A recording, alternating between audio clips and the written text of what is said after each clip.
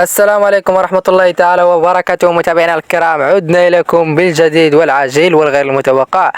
اليوم غادي نشارك معكم آخر المستجدات ديال المنتخب الوطني المغربي استعدادا لمباراتي الغابون وليسوتو في تصفيات كأس أفريقيا 2025. هاد المباراة اللي كيترقبها كل المغاربة وكيحلموا فيها باللقب الافريقي على ارض الوطن. نبداو اول بالخبر الكبير. الجامعة الملكية المغربية لكرة القدم اعلنت ان الناخب الوطني وليد الركراكي غادي يعقد ندوة صحفية يوم الخميس الجاري. في الندوة هذه غادي تكشف عن اللائحة الرسمية للمنتخب الذي يواجه الغابون وليسوتو. الندوة غادي تكون في مركب محمد الخامس لكرة القدم في تمام الساعة 11 صباحا. كما جرت العادة كاين توقع كبير بوجود اسماء جديدة ضمن التشكيلة، وهذا كيخلينا نتساءلوا عن المفاجأة اللي ممكن نشوفوها. مباراتين غادي يتلعبوا في ملعب اكادير الكبير يوم السادس والتاسع شتنبر المقبل.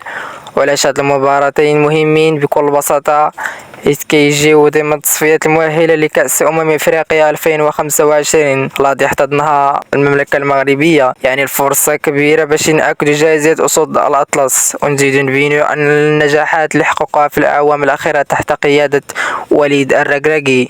الآن غندوزو للأخبار الحماسية. وليد الركراكي ناوي استدعاء لاعبين جدد القادرين يزيدوا قوة الفريق الوطني. بعيد عن هاد الأسماء كاين خالد فياض لاعب وسط ميدان مونبولي فرنسي، وادم اعظم الظهير الايسر لبايرن ميونخ الالماني. اللاعبين الواعرين بينوا على مستويات رائعه مؤخرا، وكيبان ان الركراكي خدام باش يعطي فرصه لوجوه جديده اللي عندها مستقبل زاهي. اكثر من هذا الشيء كاين حديث قوي على زكريا الوحدي اللي كيلعب بجين في البلجيكي. التالق ديالو في الاولمبياد، الوحدي مرشح بقوه ياخذ بلاصه يحيى هداية الله في المنتخب، خاصه مع تالقه الكبير في الاولمبياد. هذا الامر كيخلينا نتساءل واش الركراكي ناوي على تغييرات كبيره في خط الدفاع.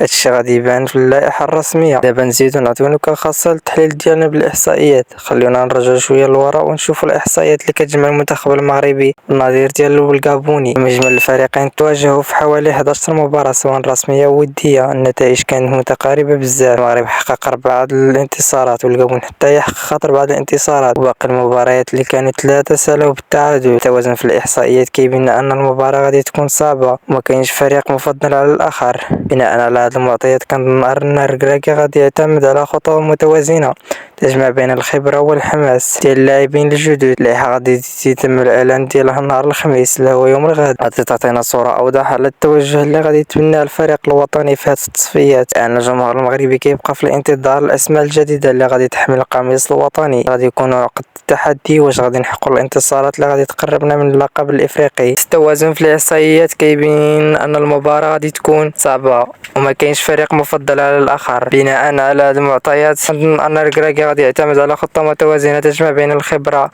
ديال اللاعبين الجدد. غادي يتم الاعلان عليها يوم الخميس الجاري. غادي تعطينا صورة اوضح على التوجه اللي غادي يتبناه الفريق الوطني المغربي في التصفيات. لأن الجمهور المغربي كيبقى في الانتظار الأسماء الجديدة غادي تحمل القميص الوطني المغربي.